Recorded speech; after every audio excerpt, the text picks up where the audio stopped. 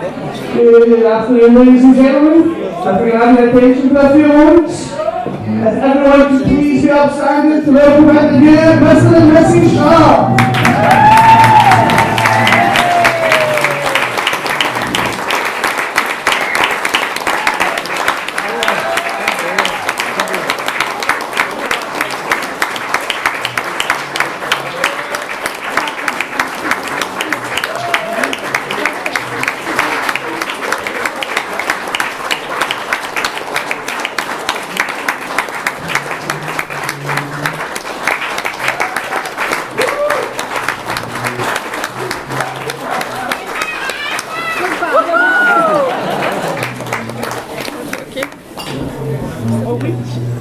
Go sit down. It's lovely, isn't it? Yeah, nobody can sit down. Okay. Good. Right, you all together.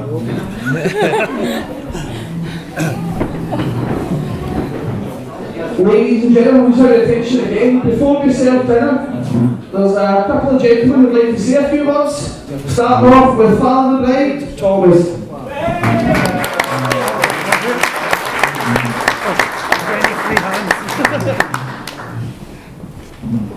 Hello, everybody. Don't you hold the microphone up, Dad? Denny Hope.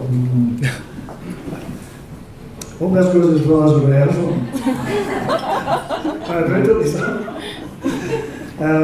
Reverend Father, ladies and gentlemen, it gives me great pleasure on behalf of my wife Linda and myself and Kevin's mum and dad, Anne and Jerry, to welcome friends and relatives of both families to celebrate the marriage of Lynsey to Kevin. Some guests have travelled long distances to be here today. From as far away as North Carolina and Liverpool to San Francisco and Calder Bank. I hope you all have great afternoons and evening celebration. My thanks to Father Breslin for a beautiful service, and to the people who played the music and sang. I thought they were wonderful as well. And to everybody who did the bidding prayers, you all did a very good job.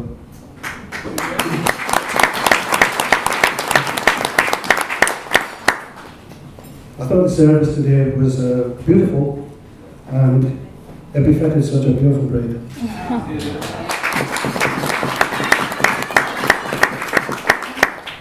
When I saw you for the first time, your wedding dress, Lynsey, you took my breath away.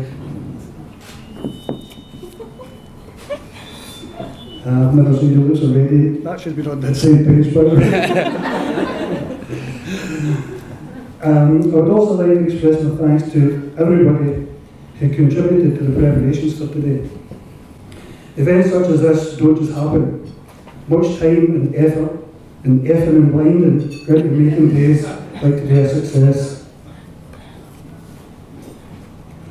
To the bridesmaids, Janine, Paula and Lisa, there's just one word I can say, you were fabulous. That's 2 words, but fabulous.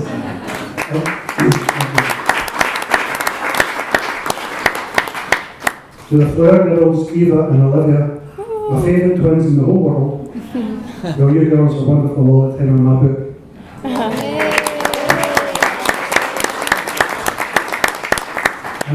I'd be remiss if I didn't mention all the other lovely ladies who are here today. Where to start with Lynsey? Lynsey has always been easygoing, happy-go-lucky, stress-free, undemanding, a bright ray of sunshine at all times. Seriously though, all of you who know her know she is feisty and focused, spiritual and compassionate, conscientious and determined, particularly concerning her work. She can never be described as a shrinking violet, because if there's something needs to be said, or someone needs to be told, look no further than Lynsey.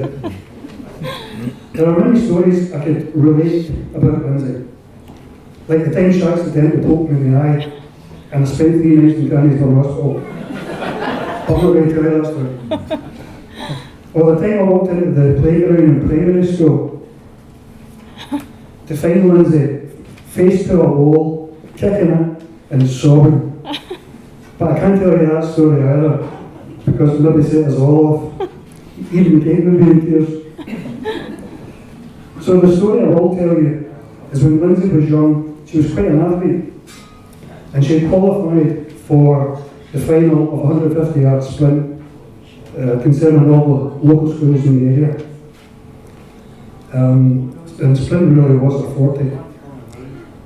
Before the race, I asked her to show me her main danger. She points to a whip-it light girl, and I thought, we need to talk tactics. So I gave Lynsey this advice: sit 4 or 5 yards behind her, turn into the straight, press the turbo, and go collect her medal. Lynsey carried instructions out to a T, sprinted to the winning line, and was beating a hair's breadth. I'd given her too much to do. As parents, we try at all times to give the best advice to our children we can, but being human and infallible, we don't always succeed. If I kept my mouth shut, Lynsey would have won the race. When she was 14 or 15, she came to me asking quite seriously about the direction her career should take. At the time, I required to serve as a lawyer. It was a reparation case, it wasn't criminal, you know what I mean?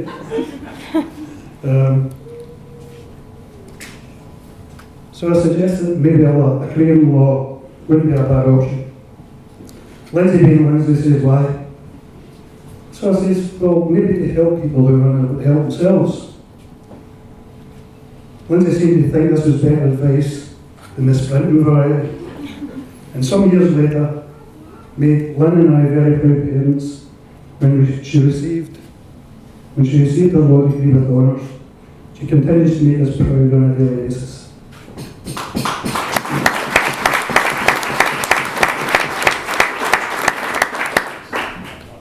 Before I speak about Kevin, I'd like to thank him at Kev Car for organising a great weekend in Barcelona, where I had the pleasure of meeting a bunch of their friends. It's said if a man has one true friend he can rely on, then he's a lucky man. In Kevin's case, I would say he's a lucky man many times over.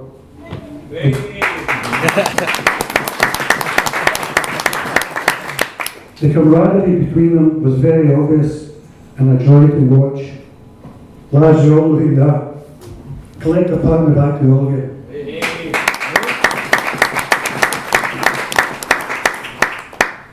The first time I met Kevin, I liked him, which soon became much more than just like.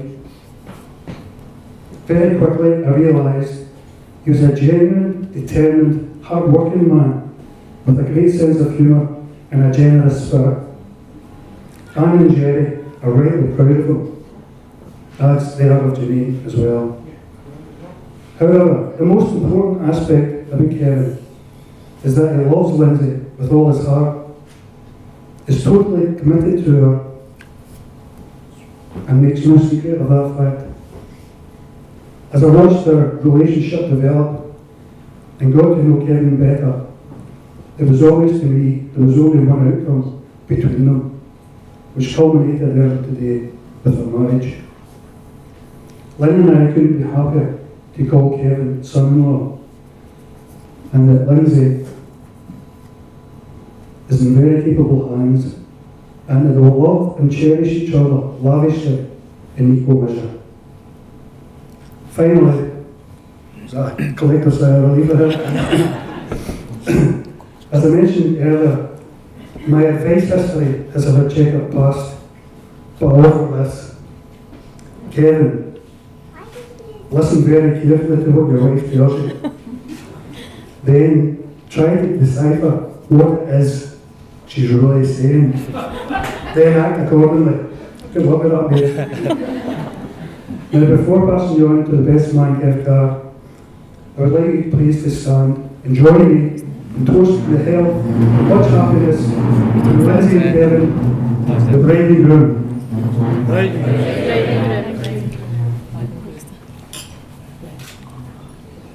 Thank you.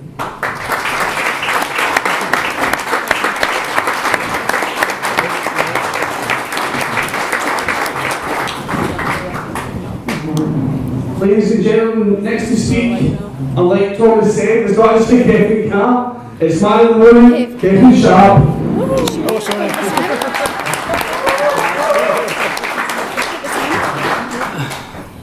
Thank you. I did start to kind of write out cards, but my writing's atrocious. So I just thought the iPad, and it also means I can check my work emails as well. Thanks a lot, Tommy, for your speech. Apparently, it's my job to do all the thank yous on behalf of my lovely new wife and I.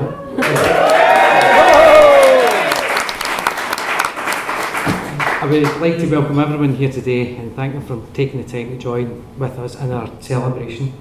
The day would not have been the same without you, and neither would my bank balance. I'd like to thank you all for your generous gifts that we've received from everyone.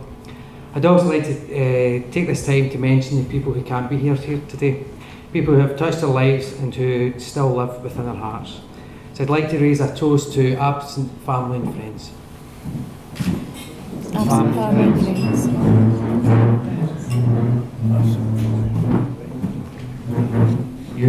You probably want to stood up there, do you see that?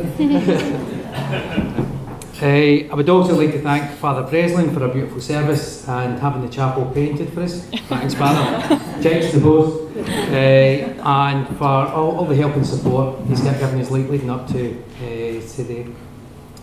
I'd also like to thank the bridesmaids and flower girls today. You're all looking stunning, and I'm sure everyone here would agree. Yep.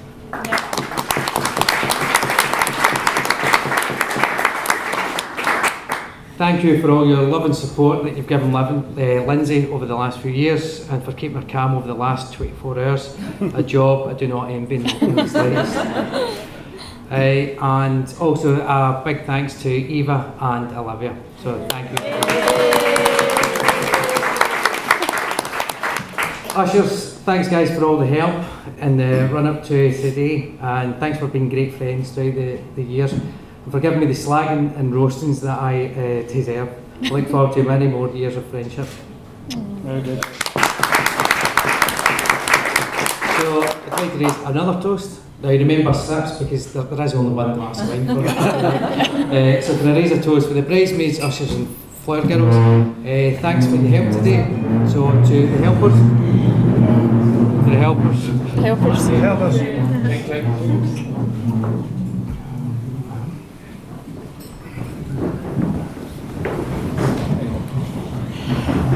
I'd also like to thank my best man Kev Carr. Now, I'm the only person in the circle of friends who can actually call Kev Carr Kev, but for some reason old habits that die hard, just like the Bruce Willis fest that Kev Carr brings in every single holiday. So this is my job. So thanks a lot, Kev, for being there throughout the years, and thanks for the missing hours and nights I had in Barcelona. So again, I'd just like to raise a toast to the best man, Kev Carr. Kev Carr.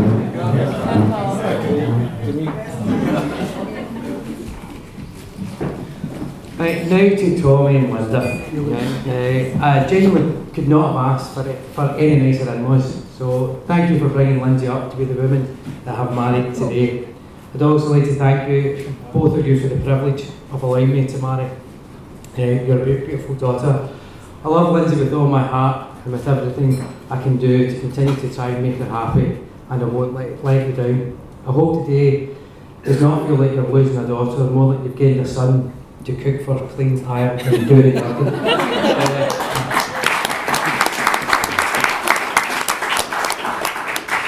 I'm very proud to be your son-in-law, and I just hope you two both live up to my high expectations. Over the years, my mum and dad have helped me more than I deserve. They've helped me through thick and thin, mainly through thick times, if I'm being honest. But they've always been there for me, and I hope that I've done them proud so far. I really couldn't have asked for better parents. I thank you both for everything that you've done and for making me the man that I am today.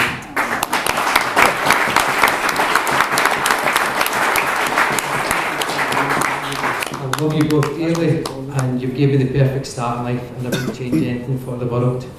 Without both sets of parents here today, I really wouldn't, today wouldn't have been what was possible. So I'd like to just show our appreciation to the mums first. Just a little token, gesture.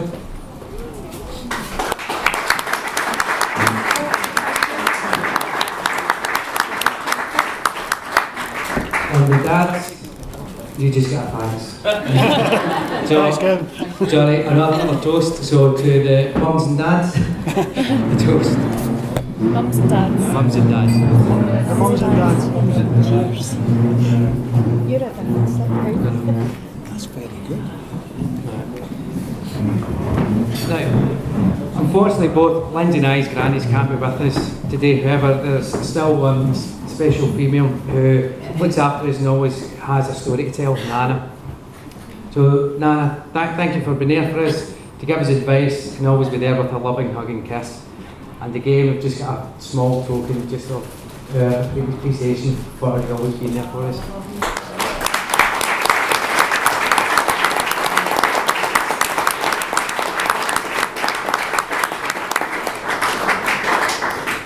I'd also like to wish my granda a happy birthday. He was 89.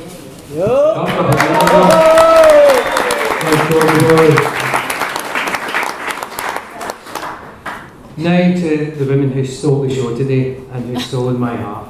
I know cheese at this. Don't get excited, Hugh. I can honestly say that I've never felt such emotion as I stood at the altar today. It's not often you get to marry your best friend. Well, today that's exactly what I'm doing. Not only that, I truly believe that Lynsey is my soulmate. She's the one person who can always make me smile. She shares my hopes and dreams, and she makes me happy.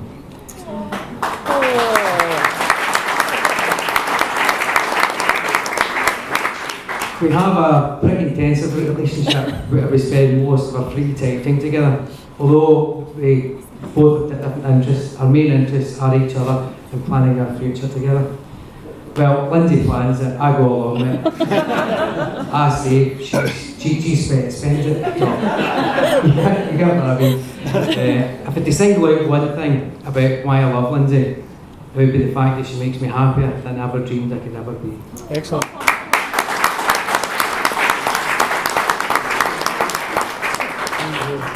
They say you don't marry someone you can live with, you marry the person you can't live without, and I think you'll agree this sums us up perfectly. Brilliant, Kevin.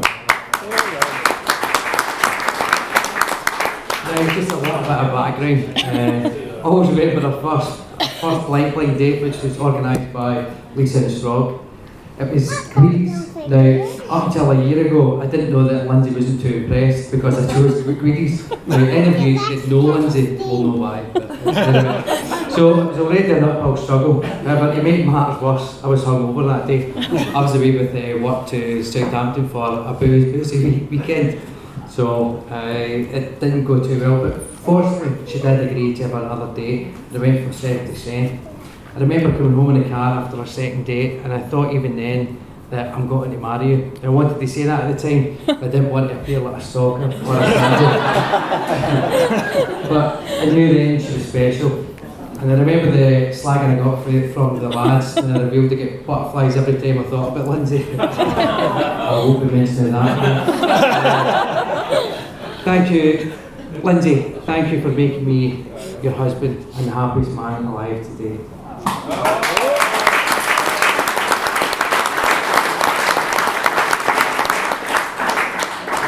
Anyway, that's me just about done. Now, I could have stood here today telling jokes and making up far-fetched stories, but I'll leave that to take out that today. So, I'm now passing it across to my best man, Kevin Carr. But before that, can I do it? Just the last toast to myself and Lynsey, right, to my new wife.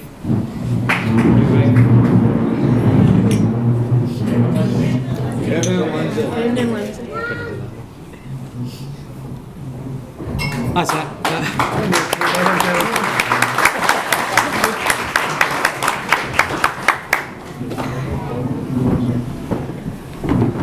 Hello. probably find this hard to believe, but I'm a year older than Kev, and you wouldn't have noticed how he rocked up with an iPad tonight, and I've got some handwritten notes that I wrote with a feather and quill last night. Anyway, good evening. First of all, can I congratulate you both on what's been a great day so far, and I'm sure that will continue into the night. It's been a pretty spectacular venue, and I'm looking forward to the free bar later. So man. I have to agree with Kevin. Lynsey, you look incredible today. Thank you. Sensational. As do the bridesmaids and the rest of the wedding party. Now we've just had Kev give a pretty sincere and heartfelt speech, and I think probably my job is to provide a bit of a counterbalance to that and tell you a few stories that are realer than Kev would like to believe. But a few stories that actually tell you a bit about what Kevin's really like. Sorry, I turned a handwritten note over. I've known Kev for a long time, all the way through primary school, all the way through high school. And it'd be fair to say Kev was pretty popular at high school, believe it or not. So he had plenty of friends, and even better, girls liked him too. In fact, it was a bit of a poser, to be honest. He always had the best idea. Top of the range shell suit. Latest benzene top. It'd be fair to say he was probably in the top 5 best looking guys in school. Just behind some of the guys at that table there. It's probably even out a wee bit over the years later. Anyway, he was at the peak of his powers probably about 14 or 15 when he thought, I can't do no wrong. I'm not going to follow trends anymore. I'm going to start one. I'm going to do something different, something exciting. Get a pair. Something everybody else can do. So you get a perm. So obviously because it was Kev and he was so popular, it started a craze and everybody was running about the perm. It didn't. It didn't. There was only one. Everybody thought they lost the plot. So at a time when everybody was into the story roses and all the guys had the hair a wee bit longer than mine now, a wee bit longer, Kev was running about like a poodle. It was wavy. But if you take comfort in the fact that there was one other person in Scotland at that time with a perm, his dad. You can see the photos. So you can imagine the scene at night in the Sharpe household where the two men fight over the solo. Not even Beckham tried it. That's how bad the perm was. So you've got to admire that kind of bravery or stupidity or whatever way you want to class it. Another thing about Kev when we were growing up was he had a slightly weird, bordering on camp taste in music. Stopped us. Lynsey, you ever wondered why he's got no music at all in the house? No? Tell you why. What do you think it's so Barcelona? Nick it back.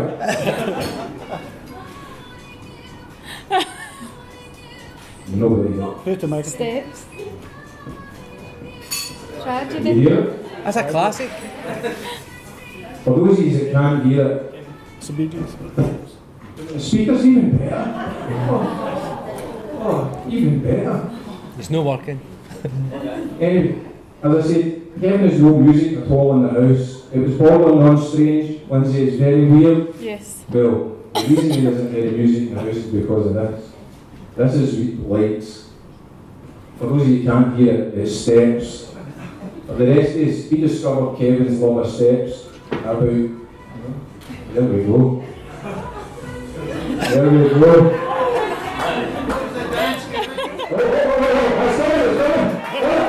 Hold on.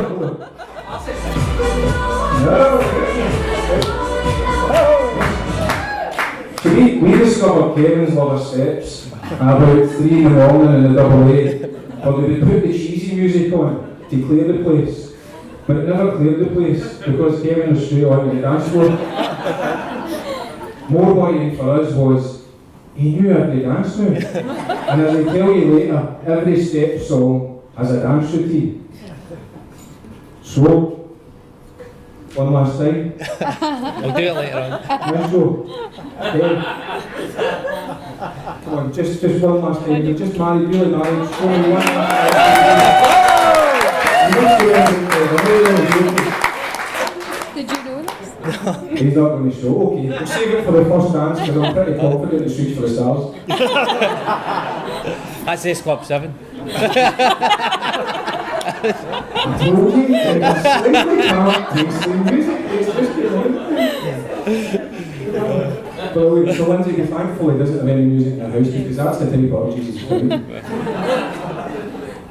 Another period in our life where Kevin stood out, if that's the right choice of words, was the annual boys' holiday. And as you might have spotted, Kevin likes a tan. And obviously he's had an emergency sunbed last night, but Kevin likes a tan, so we went on holiday. The daytime would be spent half hour in the front, half hour in the back, half hour on the side, half hour on this side, legs like this, legs like this. It's like a military operation. But what's the best way to get an all-over tan? Wear as little clothes as possible. So Kevin and all the boys' holidays would wear the weeest, tightest, budgie smuggling speedos you've ever seen in your life. So when all other guys anywhere were wearing swimming shorts or surfing shorts, Kevin would appear a spray-on speedos. And a bit like the perm, it didn't matter to him because he had the best tan in Tenerife.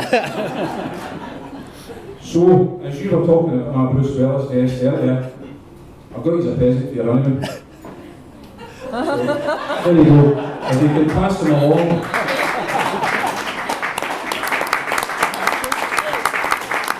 Okay, they're a size too small just to be your like. I would phone ahead. Tell them how they're coming. And of course you've delayed the honeymoon. And I want to congratulate, that's the first time I've ever heard newlyweds going on honeymoon to celebrate their first wedding anniversary. And you've delayed honeymoon because you felt it was the best chance for you to get a total break from work. Which brings me on to Kev's other great love and constant in his life, which is work. As Tommy said earlier, Kev's always been an ambitious and a driven guy. And to be fair to him, he wasn't scared of working to get what he wanted. And when I was thinking about this speech, excuse me, I think I realised the moment that triggered it. And I think it was when I was 16, when I turned 16, I got my first part-time job. And to be honest, Kev was a wee bit jealous. It was the first time in history anybody's been jealous of somebody else for working at what everyone wants. But he was jealous. I think he was looking at my £1.75 an hour and thinking, I need to get a bit of that. I'll never keep up with him and his new bowl of trainers. So from that point on, Kevin's worked probably about 80% of his waking hours. First of all, he did what lots of young guys do, he got a paper round. But then he moved on to something a little bit more unique, when he brought bacon to the people of Calderbank. Now, I'm not sure if people in Calderbank had seen bacon before, but Kev became a door-to-door bacon salesman. Now, I know what you're all thinking, I'm straight on to Dragon's Den with that bad boy. That's genius. It didn't really take off. It wasn't too successful, was it, Kev? No, it wasn't too successful. So as soon as he turned 17 and he could drive, he moved on and got a job driving an ice cream van. The Great New Cream Machine is the name of the van. I thought you were going to say me then. Is the name of the van. And he brought double nuggets and single cigarettes to the people at Craig Newt. Because you know Craig Newt is the last thing they needed. From there he finally got a job that didn't involve prowling the streets at night. But he got a job in a new pub called Harley's in Airdrie. And if Kevin's been honest with you, it's probably been his most enjoyable job that he's ever had and got the most fun out of it, for obvious reasons. Because he got to listen to steps every week. So at this point, he was driving ice cream vans, working in Harleys, he was at uni, he was studying, and he realised the only free time he had was on a Sunday afternoon. So he did the only sensible thing that he could do. He got another bloody job. And this time he worked for nothing. What a guy. He worked for nothing for the Daily Record. Hey, that's what you are. Still can't be sure of him. So he got a job in the Daily Record, and then the Trinity Mirror Group.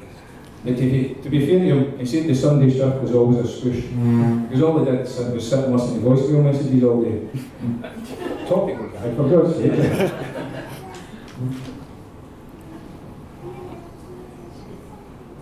So he was living the dream at this point.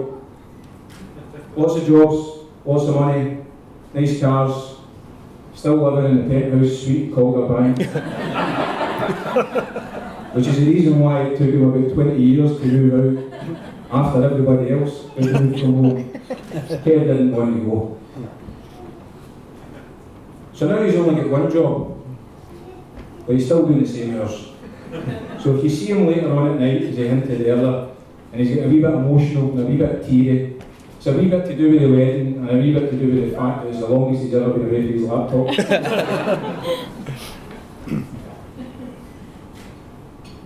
So to close, I said at the start of the speech that I'd tell you a few stories about what Kev's really like. But to be honest with you, Kev's speech is what he's really like. And he stole my thunder a wee bit with his story, because I remember when I was first or second date with Lynsey, and I phoned him up after it and asked how it went. And he said, it went really well. I had butterflies. Butterflies? That's unusual. Was it a starter? Where are you? That's not the normal conversation that folks have, so obviously I changed the subject to the Fitbit. But the point I'm making is, that's who Kev really is. He says what he means, and he means what he says. And he's been a great friend to me over the years, and it's been an honour to be your best man.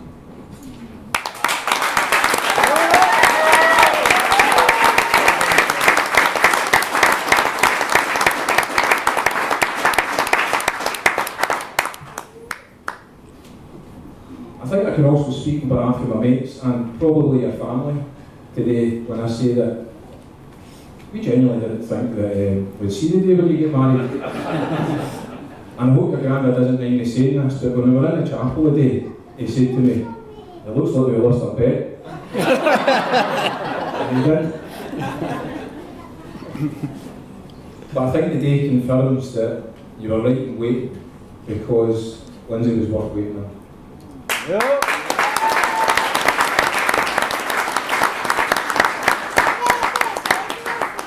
Thank you. As you say, oh, she's right, enjoy it. As you said, I think she's had an amazing impact on your life, and it's probably the happiest I've ever seen you. Thanks. I'll even forgive the Ken and Barbie matching Mercedes. So, all that's left for me to do, ladies and gentlemen, if you join me in a toast.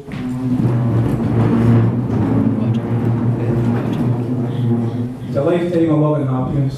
The bride and groom. Yes.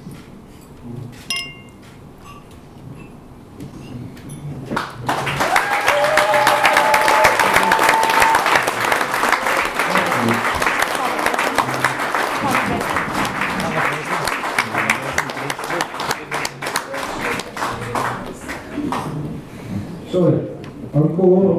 If I could just ask the Father Breslin now to say grace. I